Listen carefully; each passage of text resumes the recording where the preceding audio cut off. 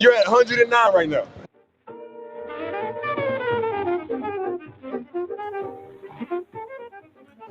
So this is my third podcast episode regarding Bird Lives, the book by Ross Russell. Who was Ross Russell? He was Charlie Parker's personal manager for about 2 years. All right, that's all I'm going to say about that. I'm making this recording right now because I want to talk about the importance of Los Angeles, California to Bird and Basquiat.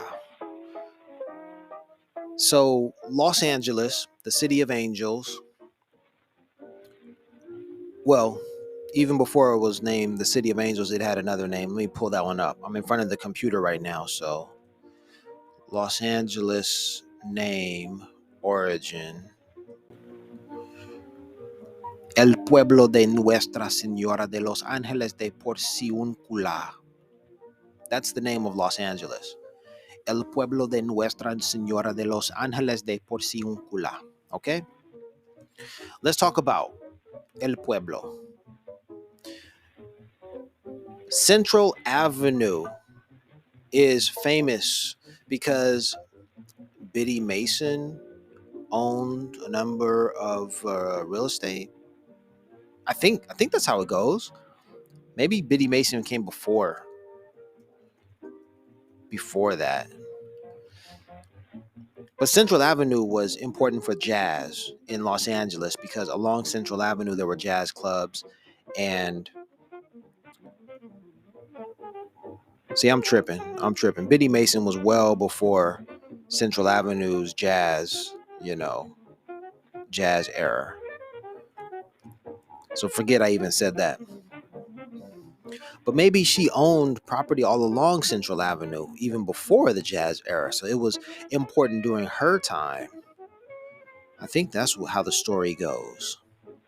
She organized the first AME church. That's nowhere near Central Avenue. That's near Western. So anyway, yeah, I don't see anything about Central Avenue and Biddy Mason's connection. No. Everything is to AME Church, Episcopal, African Methodist Episcopal Church. Anywho, let's go back to what I was saying. Central Avenue was important to the jazz era in Los Angeles.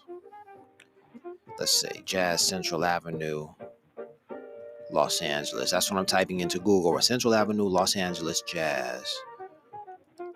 All right, I'm going to ask AI to generate something. It says Central Avenue is in Los Angeles was the center of the African American community's jazz scene from 1920 to 1955. Okay, that's the information I was looking for. So there was very different as compared to Biddy Mason's time. Biddy Mason was died 30 years before the jazz scene picked up on Central Avenue.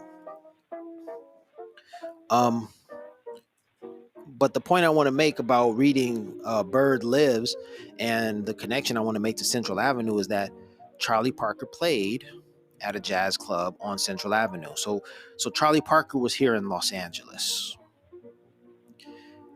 The other connection I want to make to Los Angeles is Jean-Michel Basquiat came to Los Angeles and he painted artwork between the years of 82 and 83.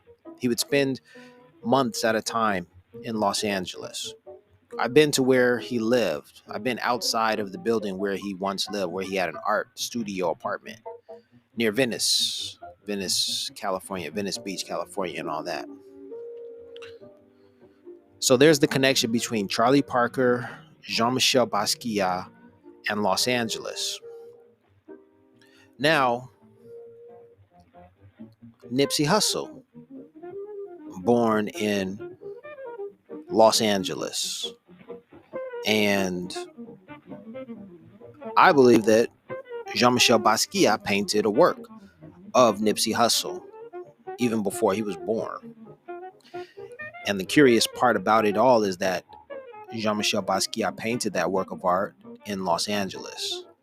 I can't prove that he painted in Los Angeles, but I from the stories that I've learned about Jean-Michel Basquiat's life around 1982 and 83, I've learned that he spent a considerable amount of time in Los Angeles those years. And that's when that painting was created in 1982. So I think he painted it in Los Angeles, which is important because Nipsey was born in Los Angeles. So now we have a connection between Charlie Parker, Jean-Michel Basquiat, and Nipsey Hussle, which I think is important. What I'm doing right now is I'm doing a search on Google to find the connection between Central Avenue and Biddy Mason. Let me see. I haven't found any connection overtly, like they're not presenting the information that says Biddy Mason and Central Avenue. But let's see. Something I just found, it says after the turn of the 20th century, Central Avenue rose to become the center of African American life in Los Angeles. After the turn of the 20th century. So we're talking the 1900s. It says here, by 1915, African American owned California Eagle newspaper was referring to Central Avenue as the Black Belt of the city. Okay. So let's go back to Biddy Mason. Biddy Mason died, I think, in 1890. I think I just saw that she died in 1891. Biddy Mason died in 1891. So this is before Central Avenue became important. So I'm trying to find the connection between Biddy Mason and Central Avenue. There's a mention of the Golden State Mutual Insurance Building. That's important, but that's the 1920s. That's well after Biddy Mason. All right, so let me go ahead and read this. It's a brief history of Central Avenue. It's from the historic Central Avenue of Los Angeles by Central Ave Collaborative, their website. This looks like a USC, University of Southern California document, something. All right, let me get into it. By 1915, the African-American owned California Eagle newspaper was referring to Central Avenue as the Black Belt of the city, previously populated by Mexicans, Anglos, Asians, and Europeans. The efforts to create an African-American enclave in Los Angeles was a conscious one, spearheaded by the numerous African-American owned businesses, churches, and other enterprises. One pivotal business leader was Sidney P. Dons, who in 1914 opened the Sidney P. Dons Company at 8th Street and Central, which offered real estate, insurance, and legal services. Next door was the California Eagle. Other African-American owned businesses clustered along Central Avenue between 8th and 12th Streets. Home ownership among African Americans moving into the neighborhood swiftly followed. By the late 1920s, Central Avenue and 41st Street was the new heart of African American Los Angeles. At this intersection, three significant structures stood as signs of the growth of the African American community. These included the Somerset Hotel, the Hudson Little Building, and the Golden State Mutual Insurance Building. These enterprises drew black settlement down and around the avenue. During the 1930s, the African American population of Los Angeles continued to climb, with most newcomers settling in the Central Avenue vicinity. In 1930, approximately 17,500 African Americans lived in the area. Over the next decade, nearly 25,000 blacks would join them.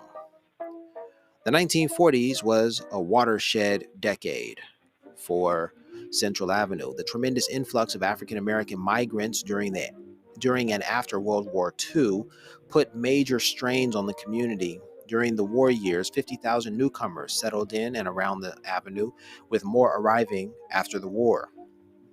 Central Avenue is famous for its role in the development of West Coast jazz. During the 1940s, gospel trios and quartets gained popularity and had a major influence in the development of rhythm and blues vocal groups.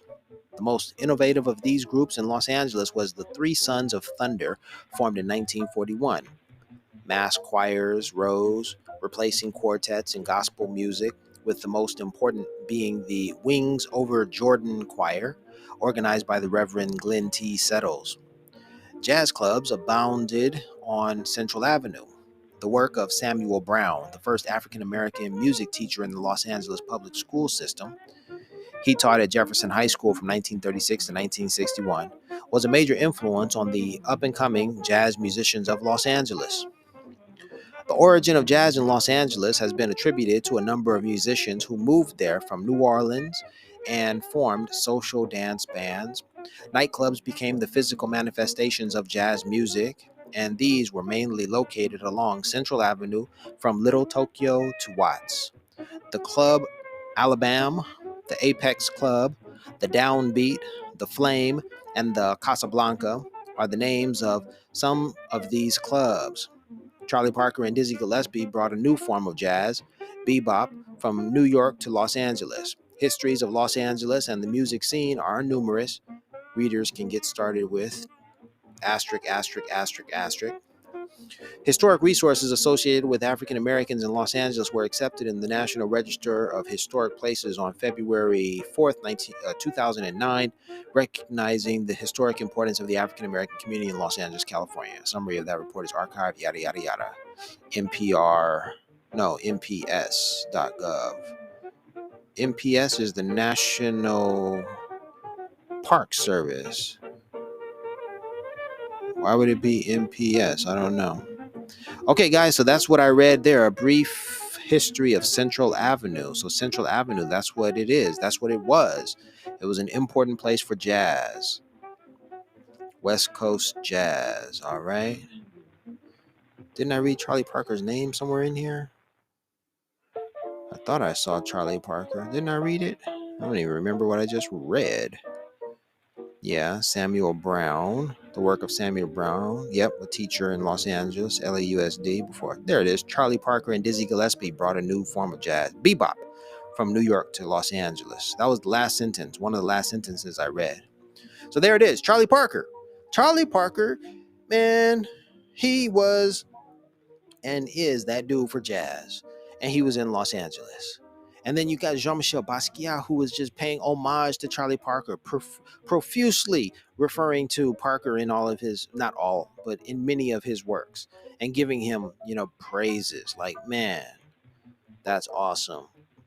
So as I'm learning about Charlie Parker, I'm seeing more of Jean-Michel Basquiat, and then I'm making the connections to today with Nipsey Hussle. And I'm sure I can make more connections, of course, but man, the history is rich and alive and well. And we got to connect these dots, y'all. There's no reason why we shouldn't. This has been another episodic presentation from the IC 109 podcast.